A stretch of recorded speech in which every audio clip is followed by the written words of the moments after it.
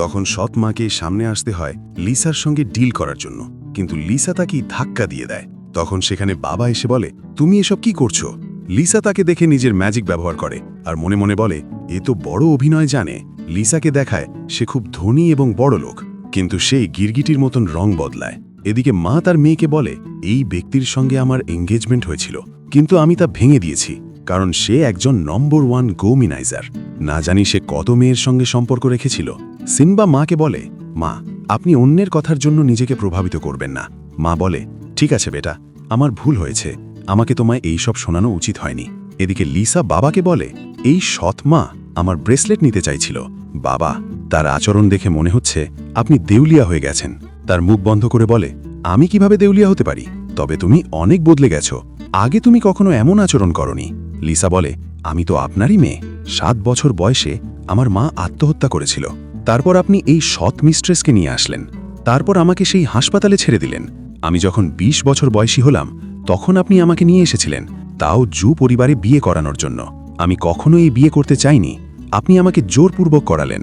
এটা জেনে মা অবাক হয়ে যায়। সে বলে, কি, লিসাকে জোরপূর্বক বিয়ে করানো হয়েছিল? পরবর্তী দৃশ্য আমরা পার্টিতে দেখি। এখানে সিনজি মাকে গিফট দিয়েছিল, মা খুশি হয়ে সেই গিফট সবাইকে দেখছিল। লিসা সেই গিফটটি ছুঁড়ে ফেলে বলে, এটা নকল। যদি এটা সত্যি জেট হতো তাহলে ভেঙে যেত। আমাদের নকল জিনিস ব্যবহার করা উচিত না, আমাদের স্বাস্থ্যের জন্য ভালো না। মাও সিনজিকে বলে, তোমার নকল গিফট দেওয়া উচিত হয়নি। সিনজি লিসার ওপর রেগে বলে, আমি এত পরিশ্রম করেছি এই গিফটের জন্য, এখন তুমি আমার মাকে বলছো যে আমার গিফট নকল। লিসা বলে, তুমি আমার পরিচয় ভুলে গেছো। ট্রেজরকে দেখেই আমি বলতে পারি কোনটা আসল কোনটা নকল। সৎ মা তখন বলে, আমার মেয়ে যা কিছুই দেখ না কেন তাতে তোমার কি?